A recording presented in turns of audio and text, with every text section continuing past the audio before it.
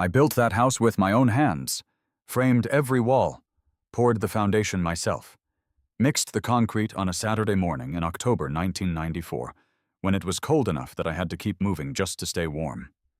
I ran the electrical, plumbed the bathrooms, set every piece of trim by hand. Took me 14 months working weekends and evenings after my regular jobs. And I sat there, 30 years later, in the attorney's office, listening to my wife's will describe me like I was a utility bill she'd finally settled. My name is Dale Hargrove. I'm 65 years old, retired building contractor out of Nashville, Tennessee. I'm telling you this because what happened to me is the kind of thing you think only happens in movies. Until it happens to you. I married Gloria Whitfield in the spring of 1989. She was 32. I was 30. She had 3 kids from her first marriage, Earl, Diane, and Floyd Prescott. And I understood walking in that blended families take work.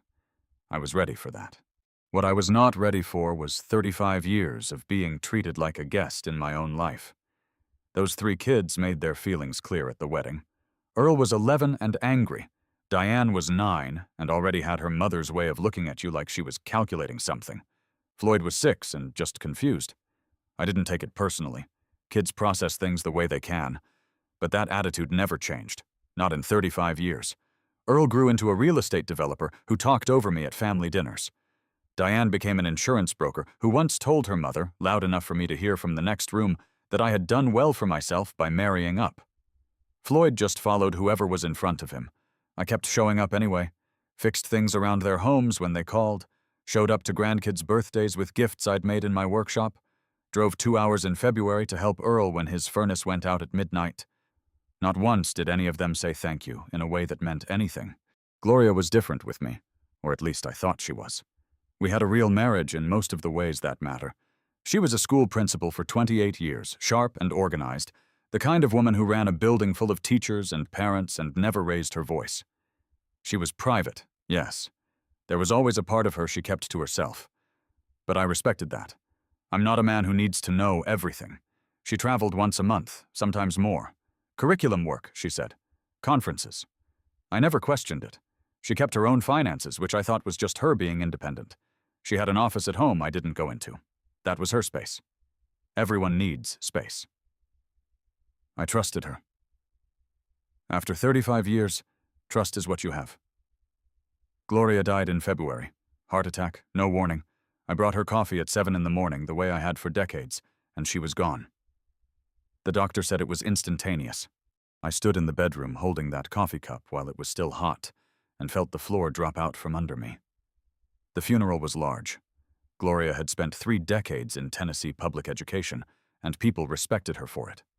The church was full. Earl, Diane, and Floyd sat in the front row. I sat beside them.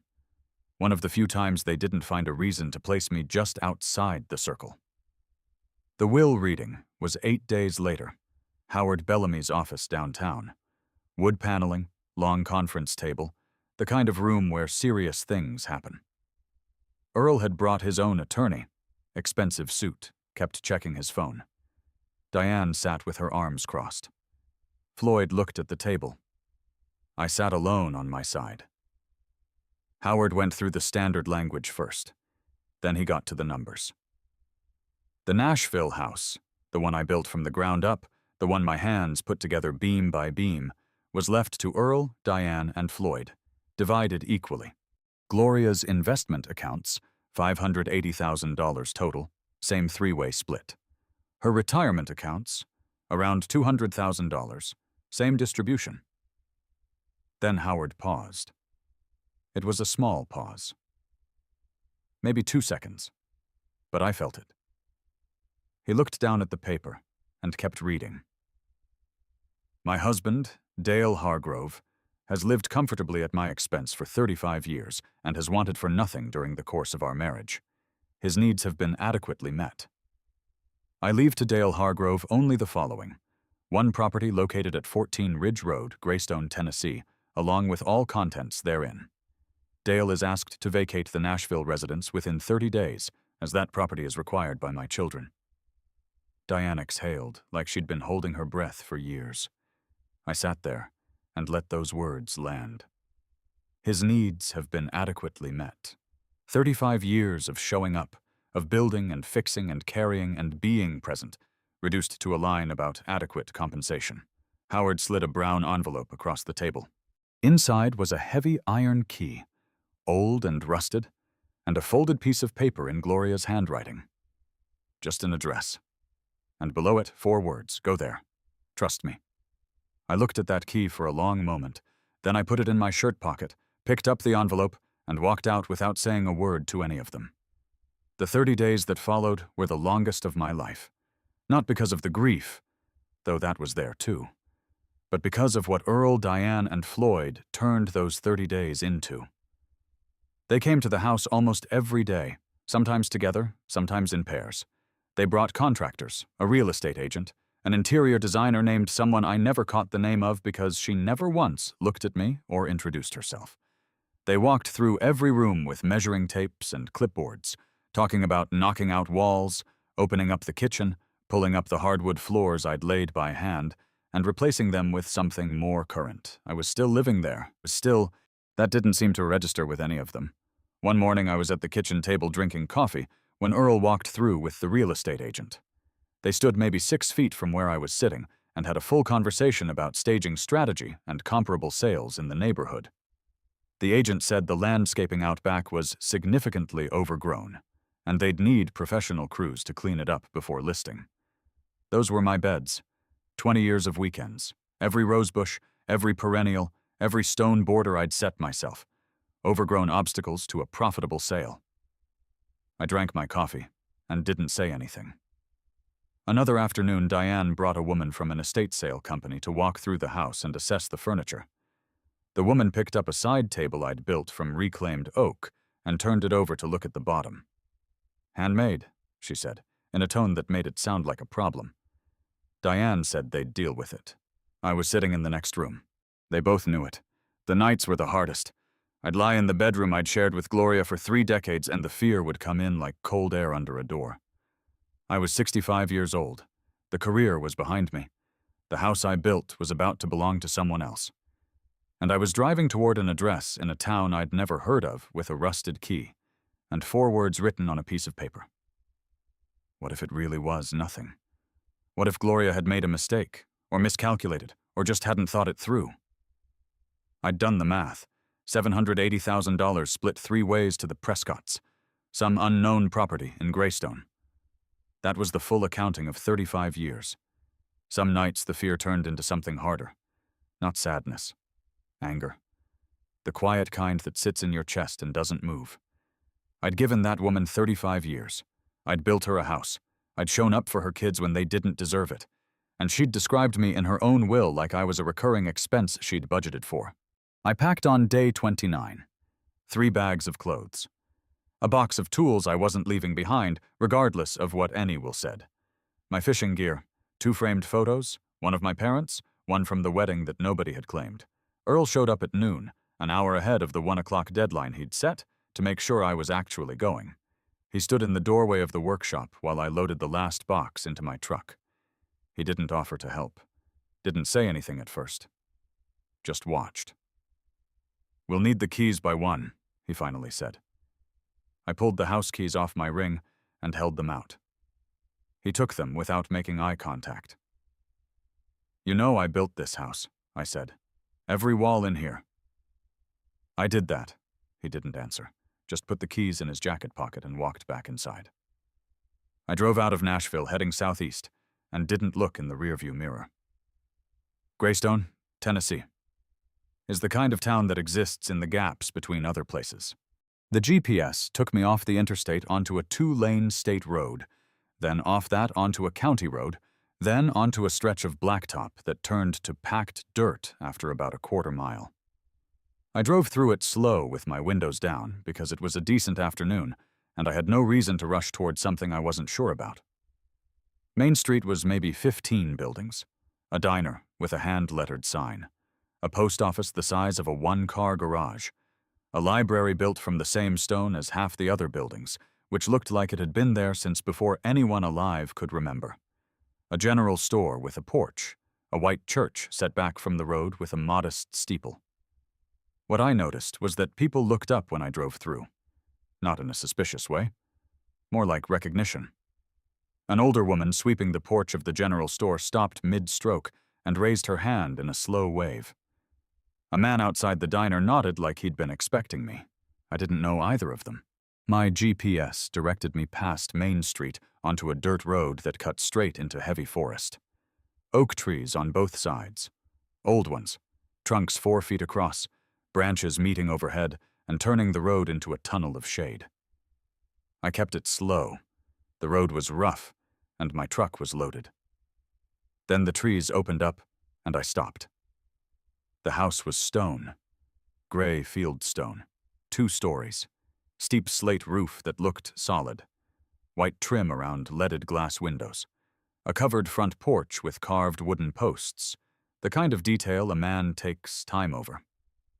Ivy growing up one wall in a way that looked deliberate, not neglected. Behind it, nothing but forest and sky and silence. To the left, set back about 40 yards, was a separate building. Looked like a workshop. Good-sized. Metal roof. Double doors facing the clearing. I sat in my truck for a long minute. This was not a dump. I heard footsteps on the road behind me and checked my mirror. An older woman, solid build, carrying a covered basket. She walked straight to my window like she knew exactly who I was. "You're Dale," she said. Not a question. "Yes, ma'am." "Barbara Odom. I run the general store back in town." She held the basket toward me. "Bread, eggs, coffee, some cheese. Figured you hadn't stopped to eat today." I took it. "How did you know I was coming?" She looked at me with an expression that carried more weight than I was ready for right then. "Gloria told us you'd come eventually, after she passed. Said to watch for a man named Dale in a work truck." She paused. "She came here for a long time, Dale. She talked about you more than you probably know." I didn't know what to say to that, so I just got out of the truck and followed her toward the front door. The front door was unlocked. Barbara explained that Gloria never locked it. Said if someone in Greystone needed to get out of the weather, they were welcome to come in. That sounded nothing like the woman I thought I'd married. The organized, careful, private woman who locked her home office every night before bed. But I was already beginning to understand that I hadn't known all of Gloria. Not even close. I stepped inside and stopped moving. The floors were wide plank hardwood, dark with age, worn smooth the way floors get when generations of people have walked the same paths across them.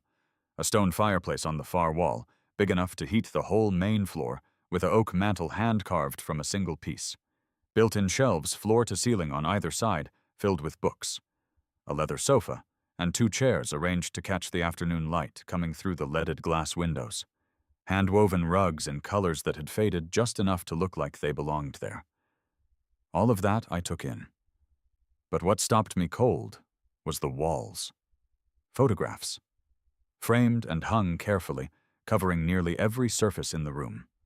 Not landscapes. Not family portraits in the traditional sense. Me at a job site maybe 20 years back, grinning at something off to the side, not knowing anyone was watching. Me standing in the backyard of the Nashville house with my hands in a garden bed, head turned up like I'd just heard my name. Me asleep in a chair on what looked like this very porch. Afternoon light across my face. Me at a fishing spot I recognized, a bend in a creek outside Cookville where I'd gone 3 or 4 times over the years, thinking I'd gone alone. Me at 40, at 50, at different ages in different seasons, always unaware of the camera. She had been watching. All those years, she had been paying attention in ways I never knew. I stood there for a long time without saying anything. Barbara stood behind me and let the silence sit. "She called this her proof," Barbara said quietly. "That was her word for it. Every time she came here, she'd add something. A new frame, a new photo. She said this room was the truest thing she owned." I walked the rest of the house slowly. The kitchen was solid. Good appliances, copper pots hanging from a rack, a deep farmhouse sink, open shelving with dishes that looked older than me. 3 bedrooms upstairs, each made up and ready like she'd expected company. More photos in the hallway. More in the master bedroom, where the windows looked out over the tree line and a small pond I hadn't noticed from the driveway. Then Barbara led me back downstairs and out through the back door. The workshop was 40 yards from the house across a flat section of cleared ground. Barbara pulled the double doors open and stepped aside. I walked in and stood there the way you stand when something hits you, somewhere you weren't guarding. It was fully outfitted, workbench the full length of one wall, solid as anything I'd ever built myself.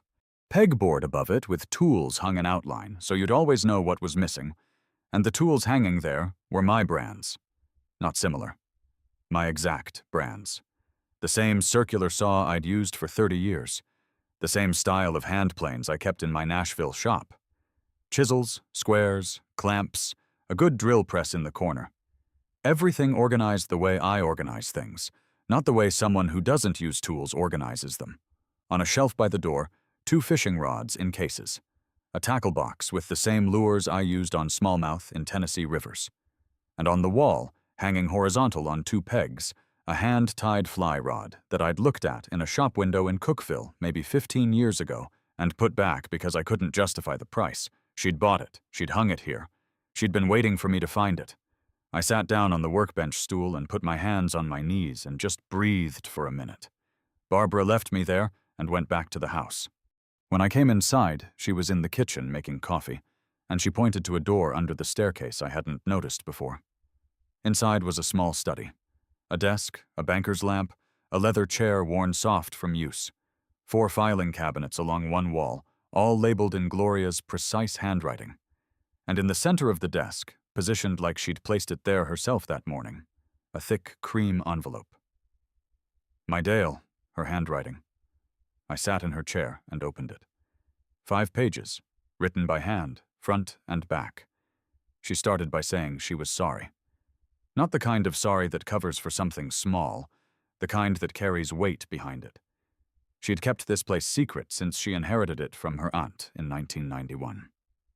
She'd had the deed transferred into my name that same year, a legal gift, completely separate from our marriage, established and documented through her own attorney before she'd ever told me this property existed. Legally untouchable by anyone, including her children, especially her children. She explained the will. Every word in it was deliberate. She knew Earl would bring lawyers. She knew Diane would look for every possible angle. So she'd written the language herself to give them nothing to grab onto, describing me in terms cold enough that no court would read it as evidence of a contested bequest. She gave them the Nashville house, which carried a mortgage she'd taken out 2 years before she died, a detail they were going to discover very soon. She gave them investment accounts structured inside trusts, so layered with conditions: annual employment verification, independent character evaluations, active management requirements, that accessing the money would take years and cost them more in legal fees than they'd want to admit. She had given them exactly what they'd been demanding for 35 years, wrapped around a slow, patient, perfectly legal trap. And the filing cabinets. 1 drawer for Earl, 1 for Diane, 1 for Floyd. 30 years of documentation, financial arrangements, personal matters, the kinds of things that people who believed their stepfather was nobody worth worrying about had said and done within earshot. Gloria had been the most organized woman I'd ever known. She hadn't wasted that. "I never used any of it," she wrote. "That would have been wrong, and you raised me to know the difference, even if you don't realize you did. But I kept it. I kept it because I knew someday you might need it. The ridge is yours, Dale. It has been since 1991. I'm sorry I wasn't brave enough to tell you that while I was standing next to you. I loved you more than I ever figured out how to say out loud." I read that letter twice, the second time slower than the first. Then I sat in her chair in the quiet of that small room and let it all settle. Outside, through the window above the desk, the afternoon light was coming through the oaks at a low angle, turning everything gold. I could hear a woodpecker somewhere off in the tree line. The coffee Barbara had made was still warm on the desk beside me. For the first time since February, I didn't feel like a man standing at the edge of something. I felt like a man who had just come home. I spent my first 2 weeks at the Ridge getting to know the place the way you get to know any piece of land. slowly, on foot, without a plan. I walked the property line through 180 acres of Tennessee hardwood forest, found the pond out back that was bigger than it looked from the house, a good half-acre with a deep end where the water went dark green. Found an old stone wall running through the trees that had to be 100 years old, built by someone whose name nobody remembered anymore. Found a trail that climbed the back ridge and came out at a flat rock overlook where you could see 3 counties on a clear morning. Every day, Barbara stopped by with something. Fresh eggs, a loaf of bread, news from town. Pastor Lester Graves came out on my 4th day to introduce himself. Turned out Gloria had been sitting in his congregation for years, every month when she came to Greystone, quiet in the same back pew. He said she talked about me after services sometimes, over coffee in the fellowship hall. Said I was the most decent man she'd ever known. Said she wished she'd been better at showing it. I didn't know what to do with that, so I just thanked him, and we sat on the porch for a while without talking, which is sometimes the right response to something you can't answer. Nadine Pruitt, the young woman who ran the town library, stopped by the end of my first week with a bag of books she thought I might like. History, mostly. A few things on timber framing and traditional stone construction. She said Gloria had told her I'd appreciate them. Gloria had been right. Howard Bellamy called at the end of week 2. His voice had the careful tone of a man delivering information he'd rather not have to deliver. Earl has retained outside counsel, he said. They're arguing the Ridge property should be considered a marital asset subject to division. They want a court to force a sale and split the proceeds 4 ways. On what grounds? I asked. They're claiming Gloria didn't have independent legal authority to gift it to you in 1991. That the value of the property makes it a joint marital asset regardless of how the deed was written. I looked out the window at the tree line. Let them file, Howard. Dale, Earl's attorneys are aggressive.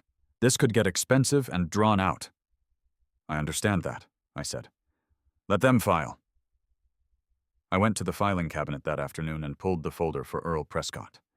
Read through it carefully. Then Diane's. Then Floyd's. Gloria had not exaggerated. 30 years of documentation organized by date and category, with copies of relevant paperwork clipped behind each entry. Earl's business dealings included a property arrangement with a silent partner that wouldn't survive scrutiny if the right people looked at it. Diane's second divorce settlement had involved the kind of financial maneuvering that family court judges tend to remember. Floyd's company had a 3-year gap in its tax filings that would be interesting to an auditor. Gloria had never used any of it. She'd just kept it. Quietly, carefully, the way she kept everything.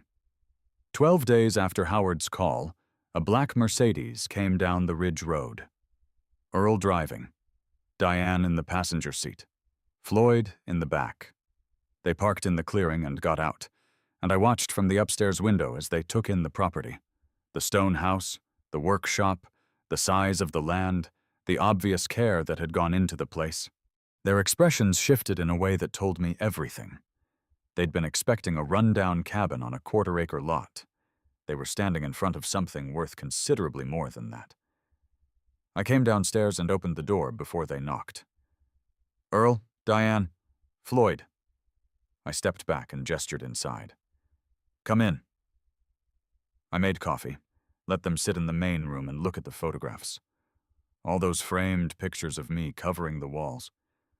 I let that land for a minute before I sat down across from them. Earl cleared his throat. We've had the property assessed, Dale. It's worth significantly more than anyone realized. We think there are legitimate legal questions about whether a gift of this size, made during a marriage, can really be considered separate property under Tennessee law. Your attorney's already called Howard, I said. He told me. Diane leaned forward slightly. We're not trying to be unreasonable. We just think there should be a fair conversation about what Mother actually intended. I nodded like I was considering that. Then I stood up, went to the study, and came back with the folder. I set it on the coffee table between us. Didn't open it. Just put it there. Your mother intended exactly what she wrote, I said. The deed has been in my name since 1991. Howard has every document going back to the original transfer. You're welcome to spend the next 2 years fighting it in court, and I'll be here the whole time. I put my hand on top of the folder. But before you make that decision, you should know what else your mother kept. Earl looked at the folder, then at me. She documented things, I said, for a long time. She never used any of it because that wasn't who she was. But she left it here for me, in case I needed it. Earl, there's a section in there about the Clarkson property deal from 2019 that I don't think you'd want in front of a judge. Diane, your attorney from the second divorce, might remember some of those wire transfers differently than you do. Floyd, 3 years of unfiled returns is the kind of thing that tends to grow into something larger the longer it sits. The room was quiet. The clock on the mantel ticked. I wasn't angry when I said it. I wasn't enjoying it either. I was just a 65-year-old man who had spent 35 years being patient, and I had run completely out of reasons to keep absorbing things quietly. I don't want to fight, I said. I never did. Walk away from the legal challenge, leave me alone on this property, and this folder stays exactly where it is. That's the only offer I'm going to make. Earl looked at Diane. Diane looked at the folder. Floyd looked at his hands. Nobody said anything for a long moment. Then Earl stood up. The other two followed. They walked out to the Mercedes without another word and drove back down the dirt road through the Oaks. Howard called 8 days later to confirm they'd withdrawn every filing. The will was closed. That was 6 months ago now. I wake up most mornings before the sun is fully up, make coffee on the wood stove, and walk down to the pond while the mist is still sitting on the water. I've been restoring the formal gardens around the house, clearing the stone paths, getting the fountain working again. The workshop runs most afternoons. I've been building furniture. Nothing to sell, just things I want to make, which turns out to be a different and better feeling than building things on deadline for other people. The fly rod came off the wall last month. Caught 3 smallmouth out of the back pond on a Tuesday afternoon with nobody watching and nowhere to be. That was a good day. Barbara stops by twice a week. Lester and I have a standing Saturday morning coffee on the porch when the weather allows. Nadine brings books. The people in Greystone know my name and seem glad when they see me, which sounds like a small thing until you've spent years in a room full of people who looked straight through you. I've been clearing the south end of the property. There's a flat section down there. Good drainage, big trees for shade. I'm putting in 4 small cabins, a shared workshop, a fishing dock on the lower pond, a place for men who need somewhere quiet to land for a while, men who spent decades doing for everyone else and don't quite know what to do with themselves when that stops. I know what that feels like. I know it from the inside. Gloria spent more than 30 years quietly building me a place to come home to. The least I can do is build something that helps someone else find their way. I'm 65 years old.